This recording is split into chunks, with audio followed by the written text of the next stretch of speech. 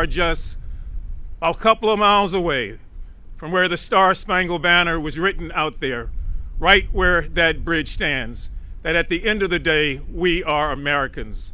Black, white, Jew, Gentile, Asian, Latino, Native American, men and women who have always risen to the challenge.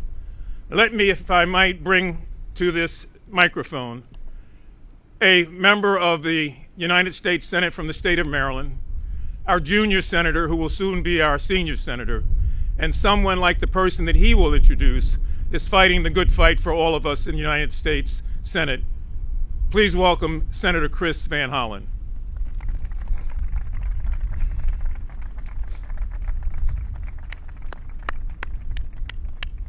Thank you, Chris.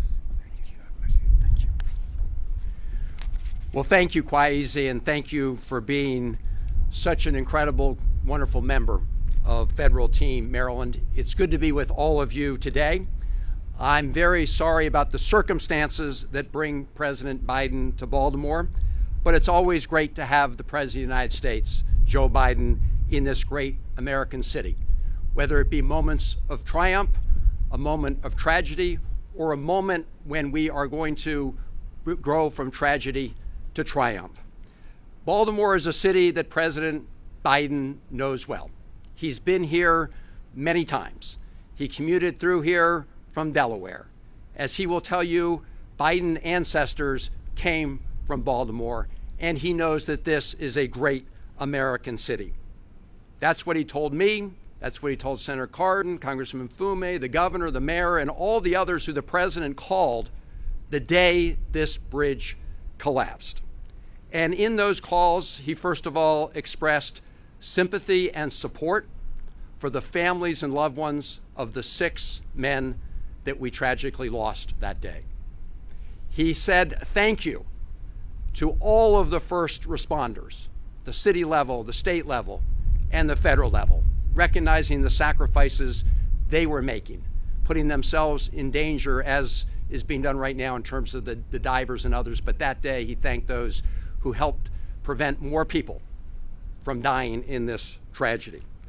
And he pledged to do everything in his power to help every single person impacted by this tragedy, to use the full power of the office of the presidency and the federal government to help the city. And he didn't only pledge his solidarity.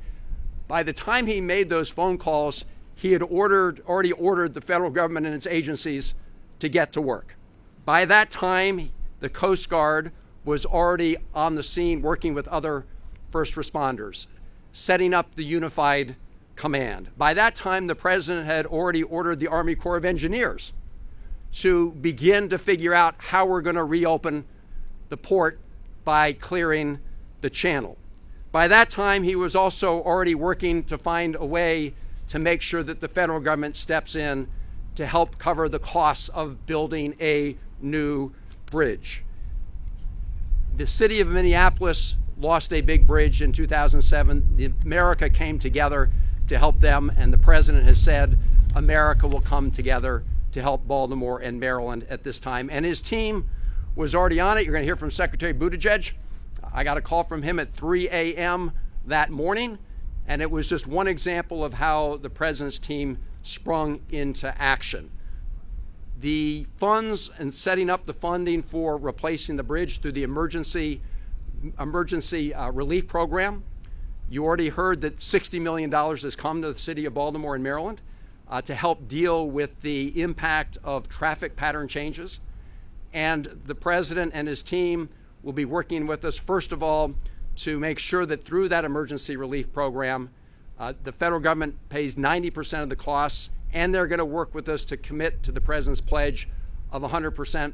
Senator Carden, Congressman Fume, and I will be introducing legislation together with the administration to do that in the coming days. And finally, while the president has been doing all of this, first and foremost was to help with the people who are most impacted by this tragedy, the families of the 6, making sure we put our arms around and thank the first responders, and of course help all those thousands and thousands of people who are impacted by what's happening in the Port of Baltimore as we clear the channel, including the longshoremen that we met with, many of us, just a short time ago.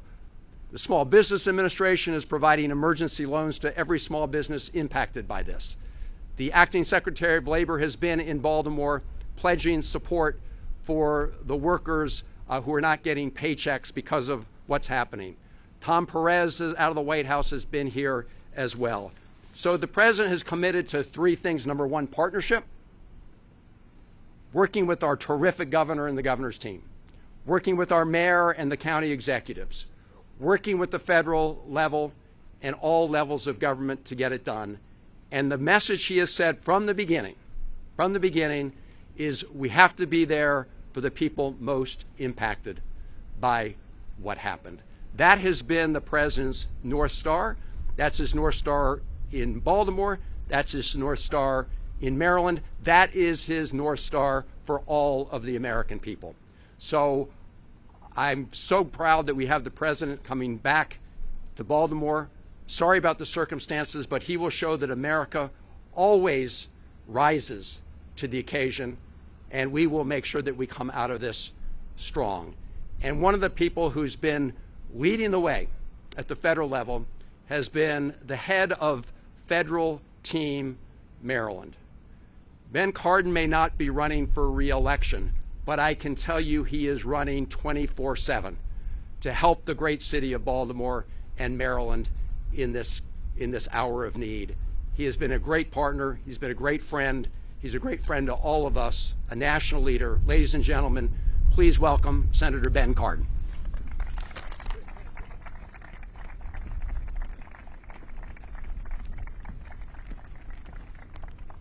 First, let me thank Senator Van Hollen for his extraordinary leadership on this issue and so many issues that affect the people of Maryland. He's a great partner for me to have in the United States Senate. We all have been in various stages of grieving during the last week and a half. This has been a tough time. I want to first thank our first responders. They saved lives. 6 of our fellow Marylanders went to work on that day. They went to work to help build our infrastructure, make our roads safer, make America stronger, and to provide resources for their families. They did not return. They lost their lives. Our prayers, our thoughts are with the families, and we will always be there. President Biden made it clear from the beginning that he would be with the people of Maryland every step of the way. Thank you, President Biden. Thank you for giving us what we needed at that moment and every day since, and continue to provide the support we need to recover from this catastrophic event. You established the unified command. You've heard my colleagues talk about this unified command. It is something that none of us had ever seen really put up the way it was. We had the experts on every subject, but working together to complete the mission. To open our channel, to rebuild the bridge, to take care of the people and businesses impacted. This unified command led by our Coast Guard, our Army Corps of Engineers, Team Maryland, Governor Moore, what an extraordinary leader he's been during this event. We thank him for that. Mayor Scott in Baltimore, the work that he has done. County Exec Oshesky in Baltimore County, the work that he has done. County Exec Pittman in Anne Arundel County. It's been a team effort. As a result, we've made a lot of progress. And you heard the announcements today in regards to opening the channel, and we're already planning for the replacement of the bridge. Thank you, Mr. President, for making that possible by providing the resources and the personnel without delay so we can make this type of progress. I also want to thank my colleagues in Congress on both sides of the aisle who have contacted us and offered their support. When you have a catastrophic event to a critical infrastructure, we come together as a nation, and we will come together as a nation to make sure we do what is right. The Key Bridge, The Port of Baltimore, critical infrastructures. Port of Baltimore, the third largest that we have, handles $80 billion of import-export every year. This is port powerhouse, and we know that, the impact it has. 8,000 direct jobs, thousands of more jobs are related to the Port of Baltimore. The impact on our community and our nation, President Biden understands that. From the auto dealers that depend upon the autos that are rolling off the ships here in Baltimore, to the workers that depend upon the plywood, the paperboard, construction equipment, aluminum, iron, steel, lead, animal feed, nickel, zinc, lead, and the list goes on and on and on that comes through the Port of Baltimore. This is affecting our entire country. President Biden knows this bridge. He's our neighbor from Delaware. He drives on that bridge. He understands the importance of it. And he also knows the importance of this bridge and our channel to our nation. He has made it clear that we will get all the resources we need to cover the needed costs for reconstructing the bridge. As has been pointed out, we've already received the emergency relief funds that have helped us get started. Now, I know there is a lot of talk about third-party liability and insurance. We will hold everyone responsible for the damages they've caused in the insurance proceeds, etc. That will help our taxpayers. But I want to thank the Biden administration for understanding we can't wait for those dollars. We got to go to work now to make sure that we get the channel opened and the bridge reconstructed. In the 70 years, we've seen an incredible increase in capacity in our channel and our roads of about 3,000%. Our community we will come back, and we are certain about that. As our governor says, we're Maryland tough and Baltimore strong. We will reopen our channel. We will rebuild our bridge. On the day of the tragedy, I received a call from Secretary of the Transportation, Buttigieg. Within hours, he was here in Baltimore. He brought the full resources of the Department of Transportation, his incredible team, and his problem-solving skills to Baltimore, which has made a huge difference. We thank Secretary Buttigieg for everything he has done, and we're honored to have him with us today.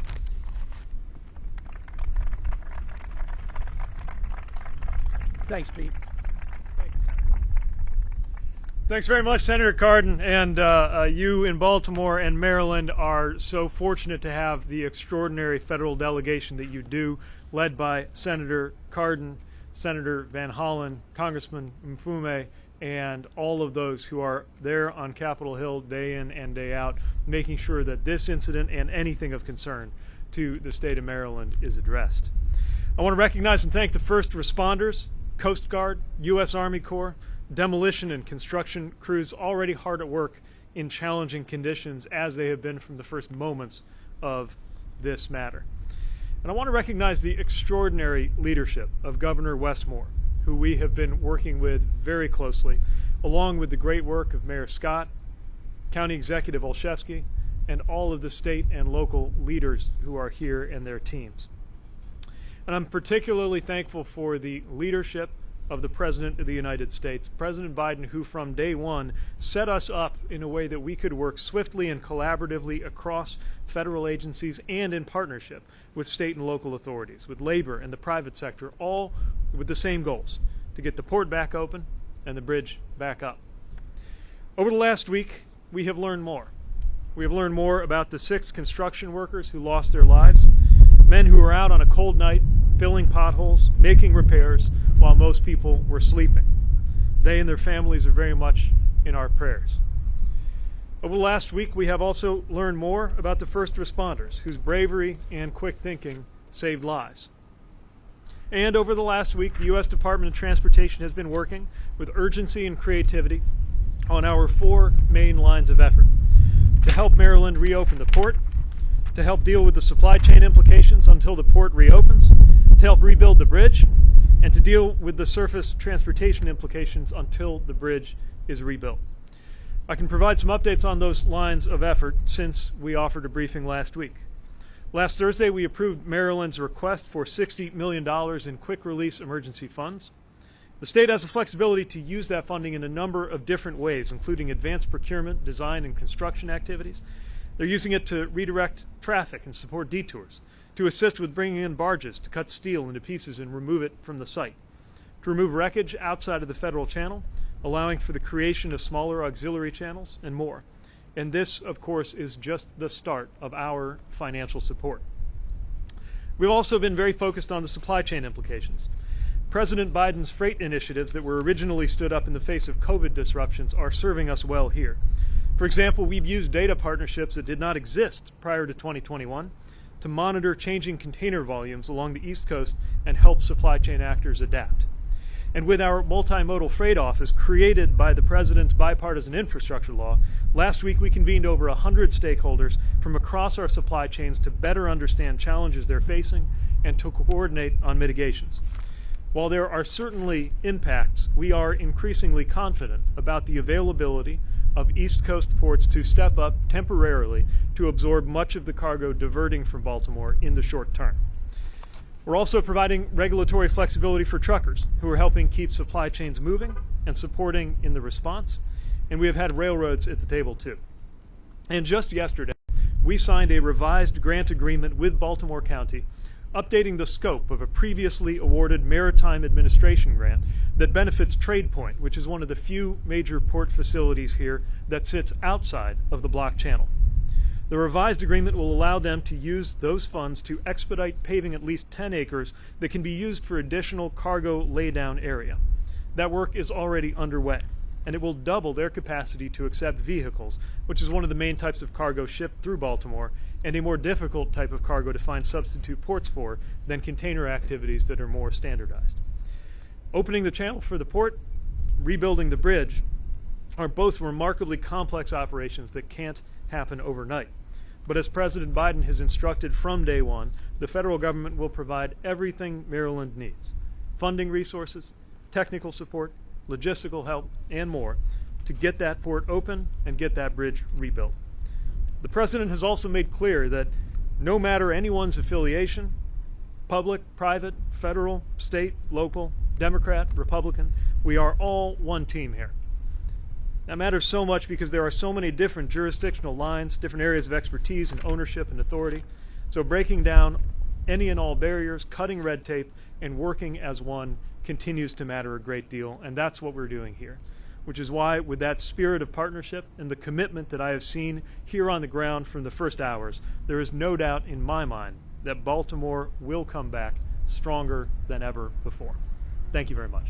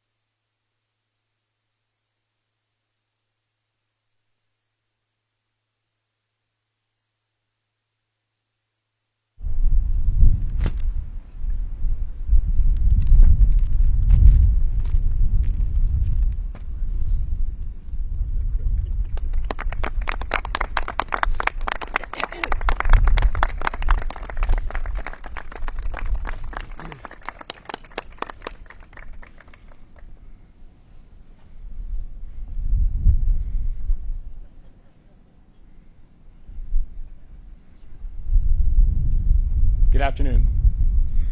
Mr. President, on behalf of 6.3 million Marylanders, welcome back to Baltimore. Good to be back. I want to thank the mayor, our county leaders, our federal delegation, Marylanders from all walks of life, Team Maryland. We are here together in partnership. And today, and every day, we are thinking of the 6 victims of the Key Bridge collapse and their families. They are in our hearts, they're in our thoughts, and they're in our prayers. Están en nuestros corazones, nuestros pensamientos, y nuestras oraciones. And 10 days ago, a piece of the Baltimore skyline and a piece of the Baltimore spirit plunged into the river. But the people of Maryland, we rallied. And I tell you, Mr. President, the city of Baltimore is stronger today than ever before.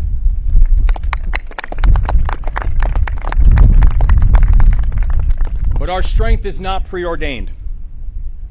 Marylanders have spent weeks, months, and years focusing on what unites us. Baltimore came together to improve public safety, and last year we brought down homicides to the lowest rates that they have been in almost a decade. Baltimore came together to drive growth, and this year we have one of the fastest growing economies in the nation. The hardworking people of Baltimore have been training for this moment, even if we didn't know it. Our unions, our first responders, our government leaders, our village elders, our business community, all of us have forged uncommon bonds, and partnership is what we do here. And partnership will help us to rebuild the bridge and win this moment. Today, we launch a new partnership with leaders in the public and the private sectors. It is called the Maryland Tough, Baltimore Strong Alliance. The alliance is made up of leaders who are doubling down on their commitment to the city and their commitment to this state. Many have agreed to not lay off employees. Many have agreed to return to Baltimore even if they need to move somewhere else temporarily. And all have agreed to help us build a better future. Foundations, businesses, sports teams, community champions have committed a combined $15 million thus far to support our workers and our neighbors in this moment. The alliance is over 50 members strong, and we are only getting stronger. Maryland is building a table that is large enough to include everybody, from our federal partners to our nonprofit leaders to our entrepreneurs to our port workers. And this morning, I signed an executive order to provide $60 million in financial relief for workers and businesses that have been impacted by the Key Bridge collapse.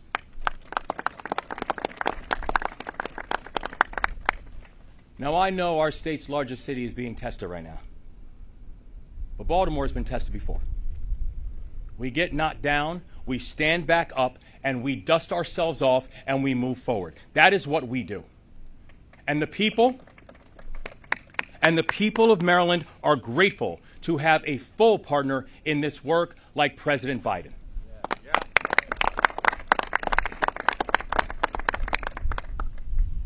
I received my first call from the White House at around 3 a.m. on the day of the collapse. And every hour since, we've worked hand in hand with this administration. President Biden might not be a Marylander by birth, but I tell you, he's proven what it means to be Maryland tough and Baltimore strong. The President stood with us in the first 100 days of our administration to announce historic funding for the Frederick Douglass Tunnel. And he stands with us today to help the families clear the channel, lift our people, and rebuild this bridge. With the support of President Biden and his team, I know that Marylanders of this generation and the next will look up, and once again, they will see the Francis Scott Key Bridge, and they will see it standing tall. The state of Maryland is honored to welcome the President of the United States to one of the most important cities in the United States. Ladies and gentlemen, the 46th President of the United States of America, President Joe Biden.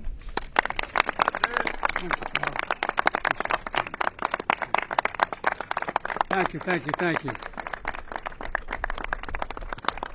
Please, please, thank you.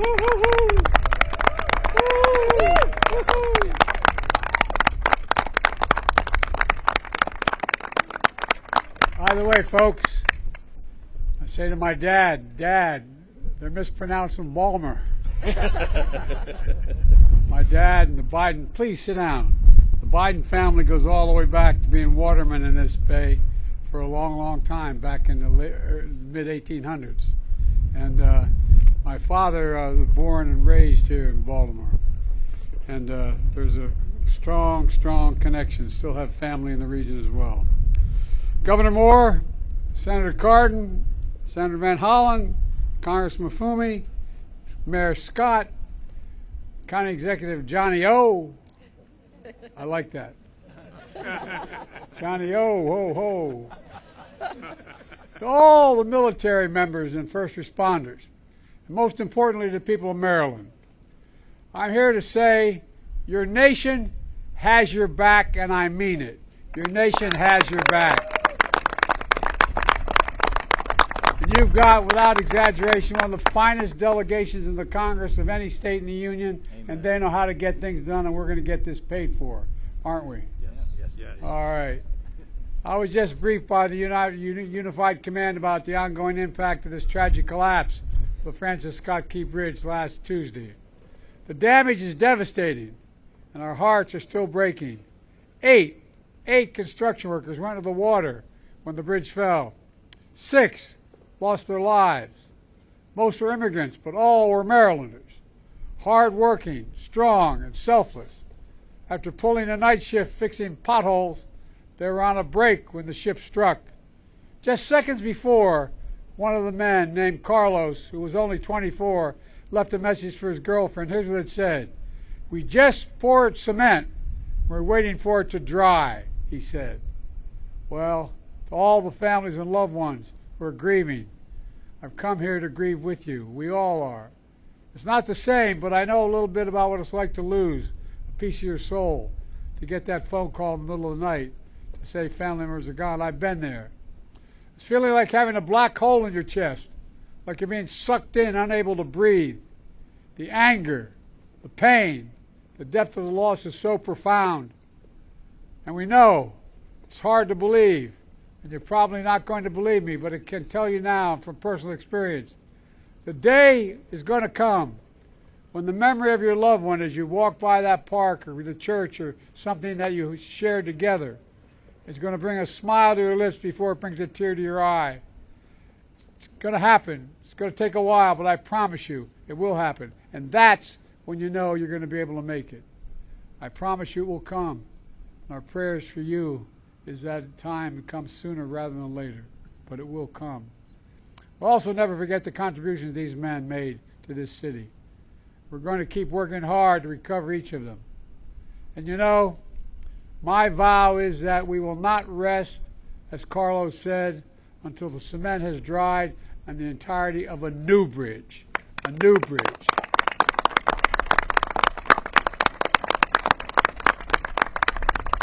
Earlier this afternoon, we took an aerial tour, a survey of the wreckage. You know, from the air, I saw the bridge that's been ripped apart. But here on the ground, I see a community that's been pulled together. I want to thank you all, the first responders, the port workers, state and local officials, who sprang into action before dawn, who've been here ever since. And we did talk, I think it was 2 or 3 in the morning. You were out here. You were here. Within minutes of the collapse, the U.S. Coast Guard arrived on the scene. Within hours, I ordered personnel from the Army Corps of Engineers, the Navy, the Department of Transportation to assist in every way possible. Within a day, we stood up a unified command. In the weeks to come, I want you to know we're going to continue to have your backs every step of the way. I guarantee you. I guarantee it. First is our priority to reopen the port. This is one of the nation's largest shipping hubs.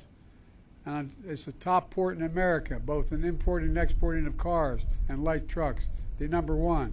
Simply put, the impact here has a significant impact everywhere, up and down the coast and around the country.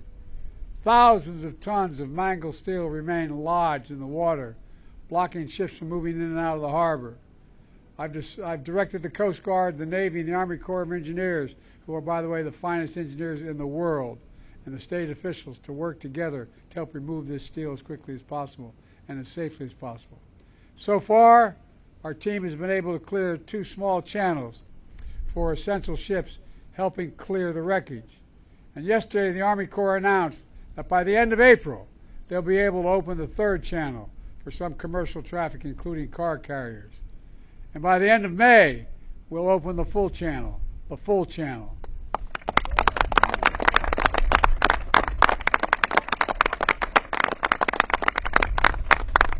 My task force on supply chain disruption has been engaging with union, rail, trucking, shipping, state and local leaders to minimize the impact on our supply chains. And I'm proud to announce that the federal government will provide over $8 million in grant funds to make the infrastructure improvements at Sparrows Point as the only port unaffected by this collapse, which will allow Sparrows Point to take on more ships. And that's happening now, will happen shortly.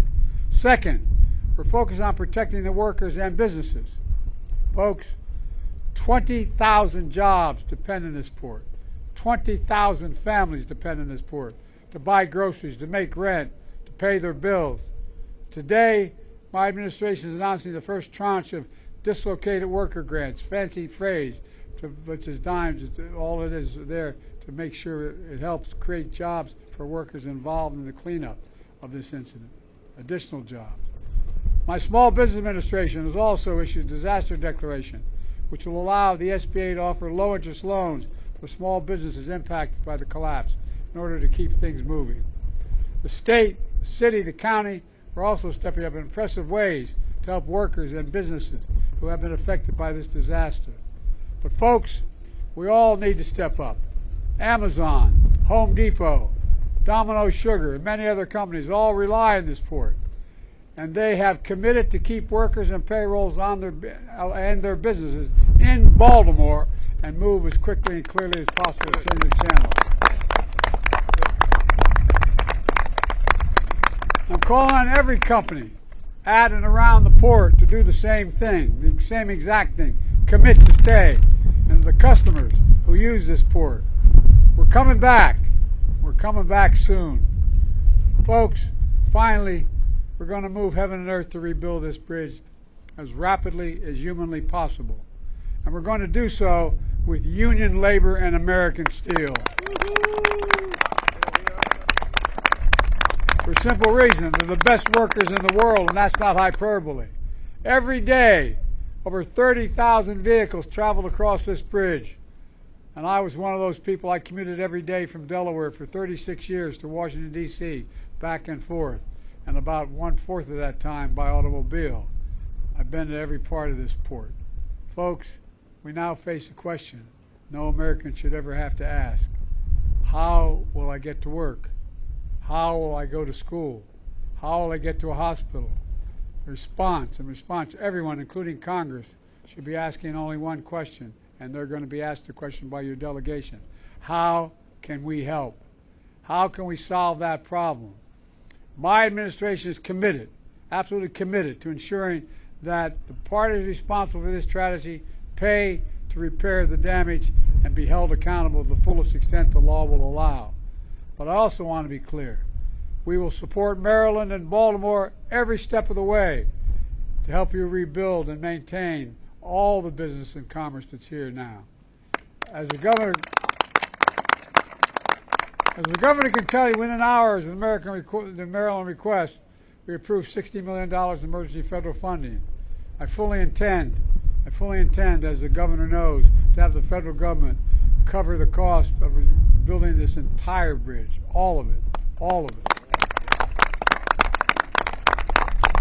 as we've done in other parts of the country in similar circumstances. When I stand here, I call on Congress to authorize this effort as soon as possible. Let me close with this. This port is over 300 years old. As a matter of fact, as I said, my great-great-grandfather worked here as a waterman in this bay. This port is older than our republic, and it's been through tough times before. During the War of 1812, a young Marylander named Francis Scott Key, to whom the bridge was named after, sat in a boat in this very harbor, and he watched the British troops launch an attack after attack on American forces. But as the dawn broke, we saw the American flag still flying. Baltimore was still standing, and our nation, as he wrote in the Star-Spangled Banner, had made it through a perilous fight. Folks, this is going to take time, but Governor Moore, Senator Carden, Senator Van Hollen, Congressman Mafumi, Mayor Scott, County Executive Johnny O, and others are going to rebuild this bridge as rapidly as possible. And folks, we're determined to come back even stronger. We're the only nation that's gone through every crisis that we've had. We've come out stronger than we went in, and we're going to do it here as well. And once more, to make this perilous challenge. You know, because we're the United States of America, there's nothing beyond our capacity when we do it together. Think about that. Remember who we are. We're the United States of America. Nothing is beyond our capacity. May God bless you all, and may God protect our troops, our first responders, and all those who gave their soul. Thank you, thank you, thank you.